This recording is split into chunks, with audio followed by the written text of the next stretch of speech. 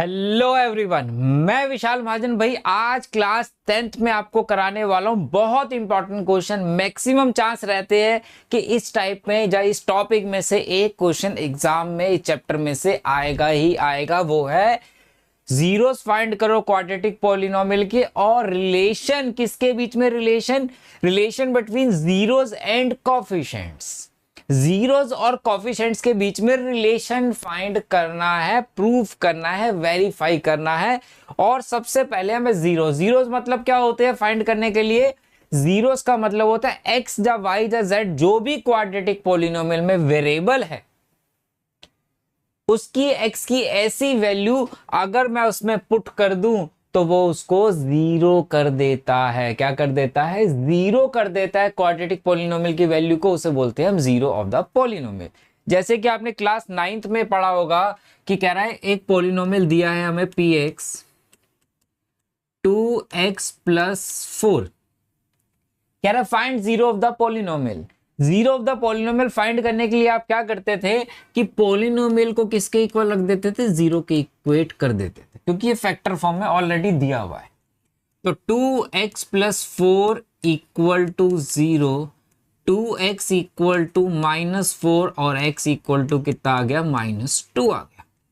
मतलब अगर -2 इसमें सब्स्टिट्यूट कर दूं, ये पॉलिनोमियल की वैल्यू को क्या कर देता है? जीरो कर देता है। क्या कर देता है? जीरो कर देगा। आप वेरीफाई भी कर सकते हो। 2 इंटू -2 +4 करूं तो -4 +4 कितना हो गया भाई? जीरो हो गया। तो जो भी फैक्टर होते थे हम उसको इक्वेट जीरो रख देते हैं तो वो जीरो ऑफ द पॉलिनोमियल दे देता। लेकिन यहां है क्वाड्रेटिक पॉलिनोमियल। क्वाड्रेटिक पॉलिनोमियल में फैक्टर नहीं दे रखे तो पहले फैक्टराइज करना पड़ेगा। फैक्टराइजेशन मेथड क्लास 9th में भी आपने पढ़ा होगा, जिसे आप मिडल टर्म स्प्लिट भी बोलते हैं। मिडल टर्म स्प्लिट करने के लिए सबसे इंपॉर्टेंट स्टेप और पहला स्टेप क्या होता है? कोई भी quadratic polynomial ax² + bx + c की फॉर्म में दिया जाता है। जहां होता है मान के चलते स्टैंडर्ड जो फॉर्म होती है। सबसे पहले हम इसमें क्या करते हैं? a इंटू सी करते हैं। a इंटू सी के ऐसे फैक्टर बनाते हैं कि प्लस माइनस करके उसकी मिडल टर्म आ जाए। कितनी है इस क्वेश्चन में? -2। a कितना है? a है 1, b कितना है? -2, c कितना है? -8। यही है। a इंटू सी अगर मैं करूं इस क्वेश्चन के अंदर तो a 1 है, c -8 है। तो a इंटू सी अगर हम मल्टीप्लाई करते तो मेरे पास आता -8। मल्टीप्लाई करने पे -8 आए और प्लस माइनस करने पे -2 आए। ऐसे दो नंबर बनाने, वो कैसे बनाते हैं? जो भी a इंटू सी आता है उसके कर लेते हैं फैक्टर। प्राइम फैक्टर बनाने ऑलवेज आपको, जो बचपन से बना रहे हो आप। ऐसी 2 2 जा 4, 4 में से 2 चला गया। 2 2 जा 4, 4 -2 2 आ गया। 4 -2। लेकिन सर हमें मल्टीप्लाई करके तो -8 मिल गया, लेकिन हमें -2 चाहिए था। 4 -2 कितना होता है? 2 होता है। और 2 -4 कर दूं तो -2 होता है।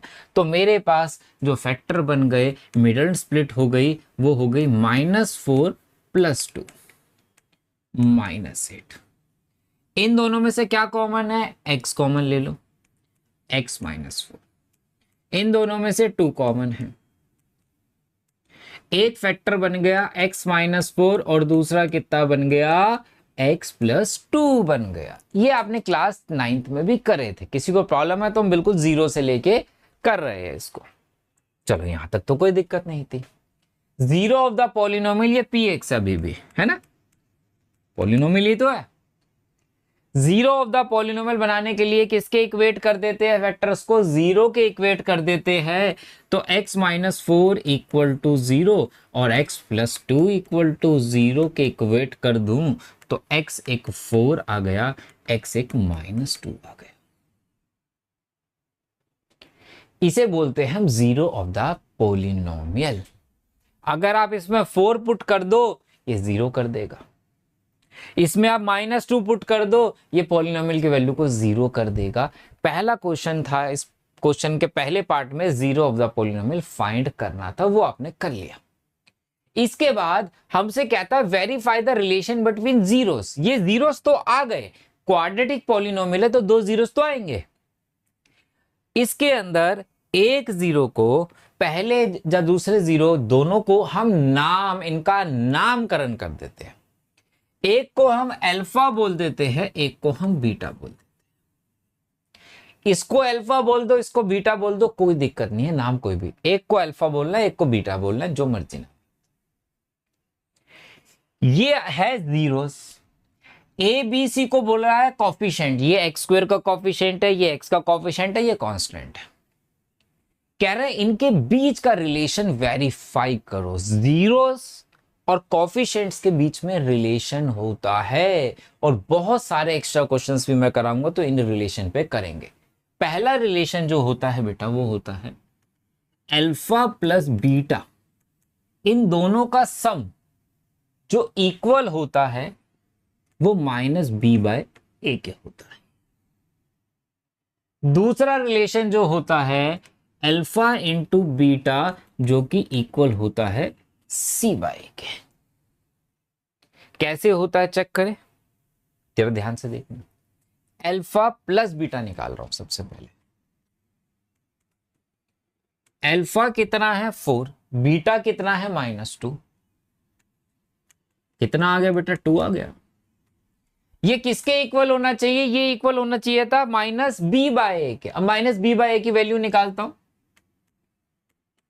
माइनस बी कितना है, बी है -2, ऑलरेडी दिया हुआ है, तो -2। ए कितना है, ए है 1, तो कितना हो गया बेटा, ये 2 आ गया। देखो दोनों इक्वल आ गए, दोनों इक्वल आ गए, तो therefore alpha plus beta equal to minus B by A बोल सकता हूं। दोनों ही 2 के इक्वल है। पहला रिलेशन प्रूव हो गया। दूसरा रिलेशन वेरीफाई करने के लिए कह रहा है दोनों को जीरोस को मल्टीप्लाई कर दो। 4 इंटू -2 अगर करता तो -8 आ रहा। ये किसके इक्वल होना चाहिए सर, सी बाय ए के इक्वल होना चाहिए। सी कितना है, सी -8 था, ए कितना है 1 है। अगर मैं सी बाय ए निकालूं तो -8 बाय 1 इक्वल टू -8 हो गया। Therefore alpha beta equal to C by A हो गया। तो रिलेशन वेरीफाई हो गया। रिलेशन वेरीफाई तभी हो पाएगा जब जीरोस बिल्कुल सही निकाले होंगे, जब कोफिशिएंट सही लिखे गए होंगे। कहीं पे भी गलती करी होगी, यहां पे रिलेशन में पकड़े जाओगे। इसलिए बिल्कुल आराम से करना। हर एक क्वेश्चन में आपको यहां पे एनसीईआरटी का करा रहा। 4s² - 4s+1। सबसे पहले एबीसी लिख लेते हैं कोफिशिएंट्स के बारे में। ए कितना बेटा 4, बी कितना है -4, सी कितना है 1 है। सबसे पहला स्टेप a इंटू सी करते। a 4 है, c 1 है, तो 4 ही आता। 4 के प्राइम फैक्टर बनाते तो कितना आ जाता भाई 2 2 2, यही होता। प्लस माइनस करने पे -4 चाहिए। 2 + 2 4 होता है। -2 - 2 भी -4 होता है। -4 ही चाहिए था, और -2 और -2 को मल्टीप्लाई कर दूं तो 4 आता है, और -2 प्लस -2 कर दूं तो -4 आता है। दोनों सिचुएशन को सेटिस्फाई कर रहा है। इसका मतलब मेरी मिडिल टर्म स्प्लिट हो गई।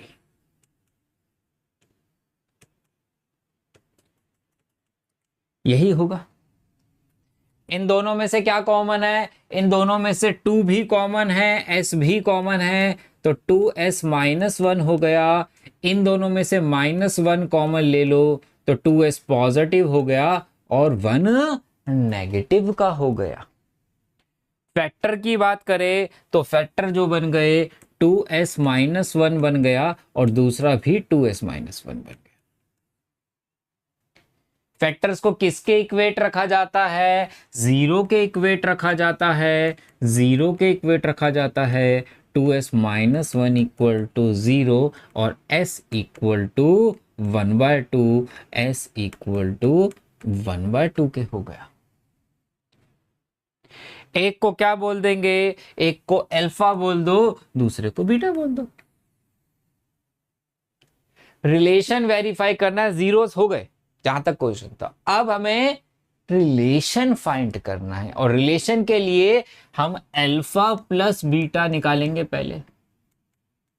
1/2 प्लस 1/2 ये हो गया 1। ये किसके इक्वल होना चाहिए, माइनस बी बाय ए के। तो माइनस बी बाय ए की वैल्यू निकालते हैं, माइनस बी बाय बी कितना है -4, ए कितना है 4, तो -4/4, तो ये भी 1 आ गया। इसका मतलब therefore alpha plus beta minus B by A के इक्वल हो गया है। सेकंड रिलेशन चाहिए, उसके लिए हमें क्या चाहिए, अल्फा इंटू बीटा। अल्फा भी 1/2, बीटा भी 1/2, तो 1/2 इंटू 1/2 कर दूं तो 1/4 आ गया। ये किसके इक्वेट चाहिए, c बाय ए के चाहिए। c कितना है 1, a कितना है 4, तो 1/4 हो गया। तो alpha beta equal to c by A के इक्वल हो गया। तो सेकंड रिलेशन भी हमारा प्रूव हो गया। अब आगे चलते हैं भाई। अब जरा ध्यान से देखना है, ये क्वेश्चन बहुत बारी बोर्ड एग्जाम में आया हुआ है, उसका देने का एक स्पेसिफिक रीजन है। यहाँ पे बहुत सारे बच्चे गड़बड़ करते हैं। अगर आप ध्यान से देखो, जो स्टैंडर्ड फॉर्म होती है, जनरल फॉर्म जो होती है क्वाड्रेटिक की, वो ax² bx प्लस c होती है, जबकि इसमें x पीछे कर दिया। तो बहुत सारे बच्चे क्या करते हैं, a6 b -3 c -7, जो कि गलत है। आपने कोफिशिएंट गलत ले लिए, जबकि इसको सबसे पहले कैसे लिखा जाएगा, ये ऐसे लिखा जाएगा 6x² -7x -3। बस इतना सा काम करना। a कितना हो गया, a 6 हो गया, b -7 हो गया और c -3 हो गया। तो हम सबसे पहले क्या करेंगे, हम सबसे पहले a इंटू सी निकालते। a इंटू सी -18 आ रहा है, 18 के फैक्टर बना 2 9 3 3 3 1। मिडल में क्या चाहिए, मिडल में -7 चाहिए। बताओ इसमें से क्या बनेगा, 3 3 9, 9 में से 2 गया 7 सर, लेकिन अपने को तो -7 चाहिए। 2 में से 9 में से 2 गया तो +7 आ रहा था, लेकिन 2 में से -9 चला जाएगा तो -7 आ जाएगा। तो इसका मतलब मेरे जो मिडल टर्म स्प्लिट हुई वो कितनी हो गई, -9x प्लस 2x -3 के। यही है। इन दोनों में से क्या कॉमन है, इन दोनों में से 3 भी कॉमन है, x भी कॉमन है, तो 2x -3। इन दोनों में से +1 कॉमन है, 2x -3। फैक्टर क्या बन गए, फैक्टर बन गए 2x -3 एंड 3x +1। यही है, फैक्टर बन गए। किसके इक्वेट रख दोगे, 0 के इक्वेट रख दोगे। x कितना हो गया 3/2, x कितना हो गया -1/3। एक को अल्फा बोल दो, एक को बीटा बोल दो। अब जब जीरोस फाइंड हो गए तो अब हम क्या करेंगे, रिलेशन प्रूव करेंगे, रिलेशन को वेरीफाई करेंगे। उसके लिए सबसे पहले सम निकाले। एलसीएम आया 6, 9 - 2 कितना हो गया 7/6। फिर किसके इक्वल होना चाहिए, -b/a के होना चाहिए। b का है -7 है, a कितना है A6 है, तो देखो कितना आ रहा है, 7/6 आ रहा है। तो हम बोल सकते हैं therefore alpha plus beta minus B by A के है, बिल्कुल है। इसके बाद हम निकालते हैं प्रोडक्ट वाला, अल्फा इंटू बीटा कितना है, 3/2 माइनस 1/3। 3/2 को मल्टीप्लाई करो -1/3 से, तो ये -1/2। फिर c बाय ए फाइंड करना है, c बाय ए, c कितना है, c -3 है, a 6 है, तो -3/6 भी आजकल -1/2 के इक्वल होता है। तो ये दोनों भी इक्वल आ गए, इसका मतलब मेरा रिलेशन भी वेरीफाई हो गया।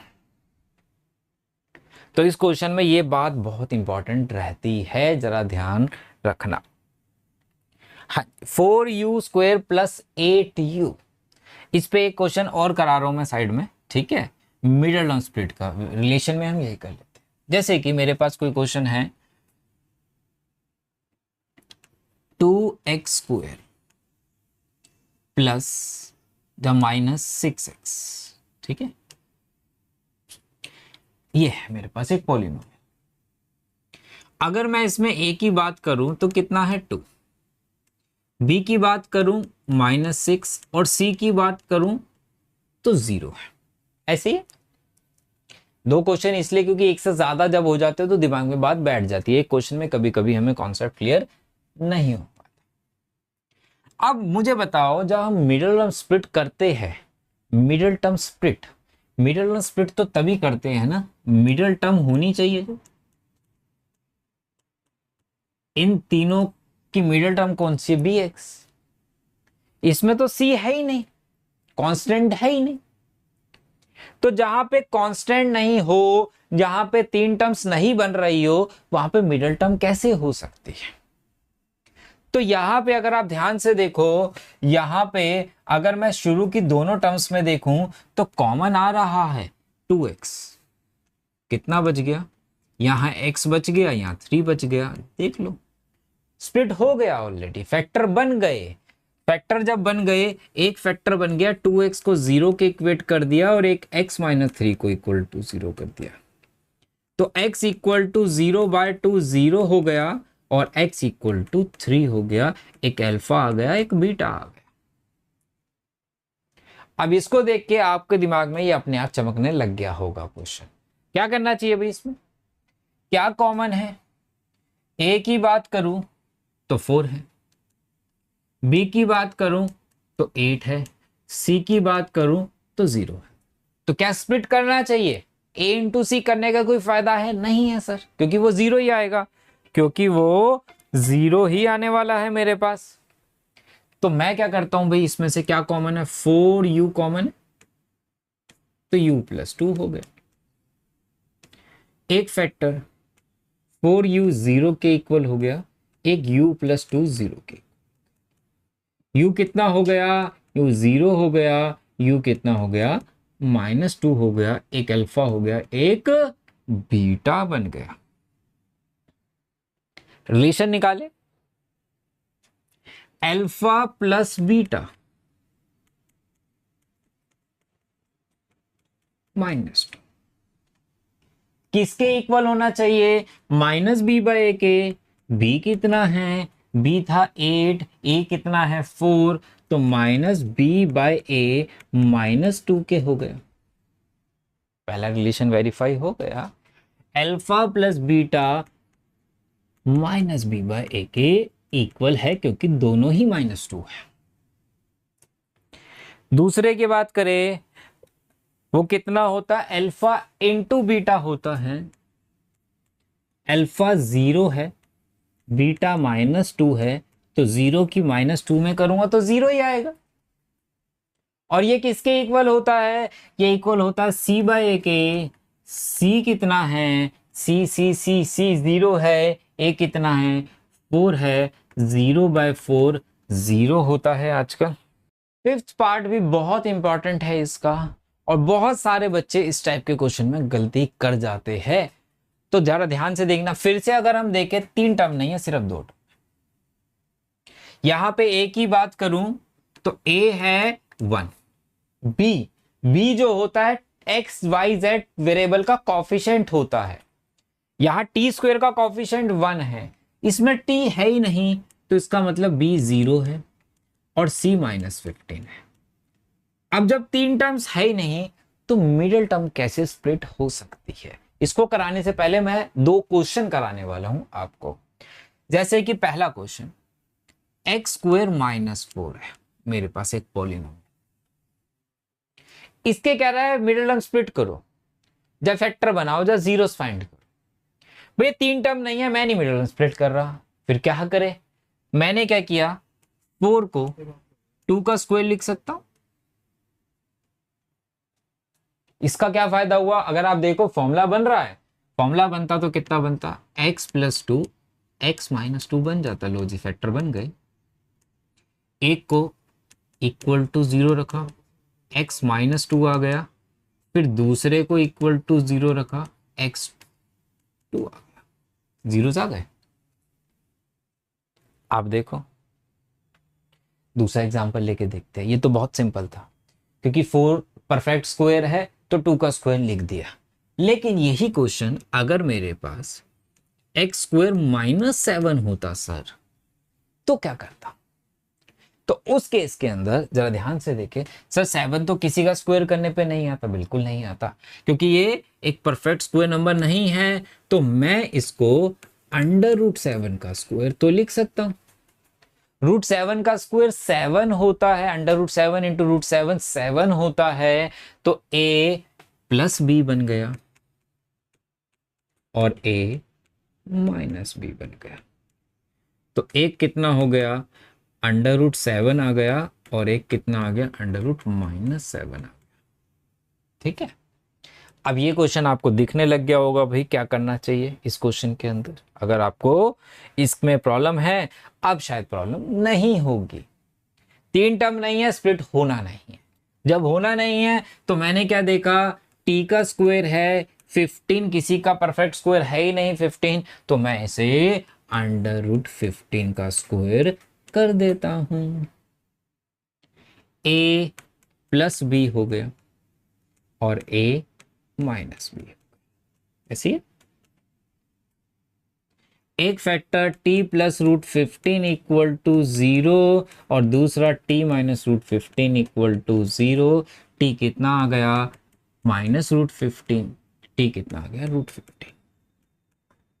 एक अल्फा मिल गया, एक बीटा मिल गया। ऐसे है? एक अल्फा मिल गया, एक बीटा मिल गया, सम निकाले। अल्फा + बीटा की बात करूं तो -√15 + √15 कितना हो गया, 0। किसके इक्वल होना चाहिए, -b/a के होना चाहिए। b कितना है, b 0 है, a कितना है, 1 है, 0 आ गया। दोनों इक्वल आ गए, दोनों इक्वल आ गए। तो देयरफॉर अल्फा + बीटा = -b/a = 0 के। दूसरा रिलेशन वेरीफाई करें, अल्फा × बीटा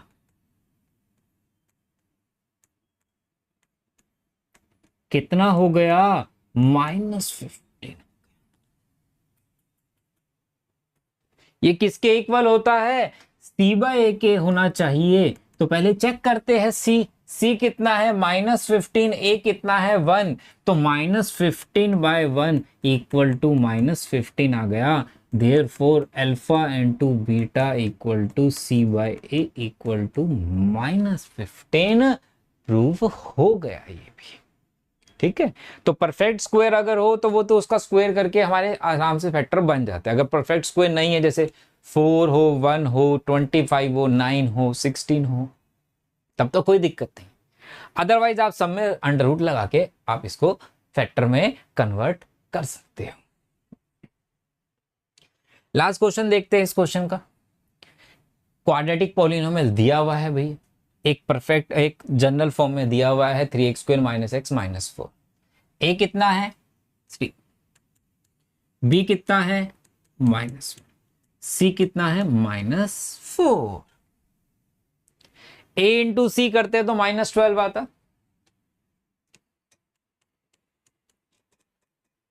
ट्वेल्व के अगर मैं प्राइम फैक्टर बनाऊं तो कितने आएंगे भाई 2 6 2 3 3 1।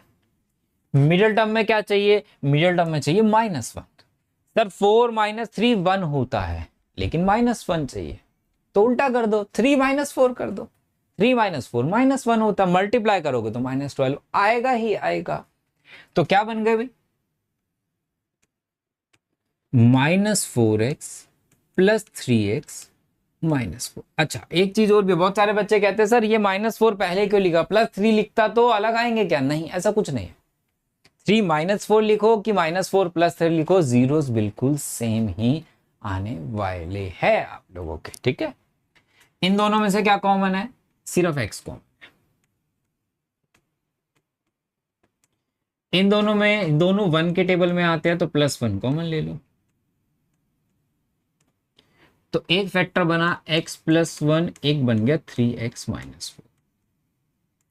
एक को इक्वेट किया 0 के इक्वल तो x - 1 आ गया, दूसरे को इक्वेट किया 3x - 4 तो x 4/3 आ गया। 2 जीरोस आ गए, एक को अल्फा बोल देते, एक को बीटा बोल देते, ठीक है।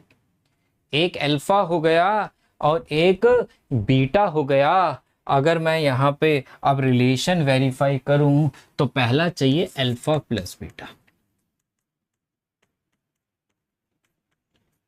तो कितना हो गया -3 + 4 1/3 हो गया। ये किसके इक्वल होता है, ये -b/a के चेक करते हैं। b कितना है -1 है, a कितना है 3 है, तो 1/3, ठीक है। दूसरा रिलेशन की बात करें तो दूसरा रिलेशन जो होता है अल्फा इंटू बीटा होता है। -1 की 4/3 में मल्टीप्लाई करेंगे तो -4/3। ये किसके इक्वल होता है, ये इक्वल होता है c/a के। तो चेक करना है c कितना है -4, a कितना है 3, तो -4/3 के वेरीफाई हो गया। अच्छा इसमें मैं ये भी क्लियर कर दूं, जो बात यहां पे करी थी कि अगर हम आगे पीछे करके लिखते तो क्या आंसर अलग आएगा, ये बहुत सारे बच्चों के मन में डाउट रहता है। 3x - 4x - 4 ये लिख दिया। क्या कॉमन है इन दोनों में से, 3 और x कॉमन है, तो यहां बच गया x, यहां बच गया 1। इन दोनों में से क्या कॉमन है, -4 कॉमन लेना है, ऐसा ब्रैकेट बन जाए जिससे सेम टू सेम, तो x + 1 हो गया, ये ब्रैकेट सेम हो गया, तो एक x + 1 और एक 3x - 4 हो गया। जरा चेक करो x + 1 और 3x - 4 यही बन रहे थे फैक्टर, ये अभी भी बन रहे हैं। तो इस तरीके से आप zeros of the polynomial find कर सकते हैं, रिलेशन को वेरीफाई कर सकते हैं। इस रिलेशन के बेस पे बहुत सारे क्वेश्चंस बनते हैं जो बोर्ड्स में आ रखे और कभी भी दोबारा आ सकते हैं, ठीक है। तो आने वाली वीडियोस में वो क्वेश्चन जरूर कराऊंगा आपको, उसके अंदर हम प्रीवियस ईयर क्वेश्चंस भी इंक्लूड करने वाले हैं। चलिए मिलते हैं नेक्स्ट वीडियो में बेटा, बाय बाय, टेक केयर।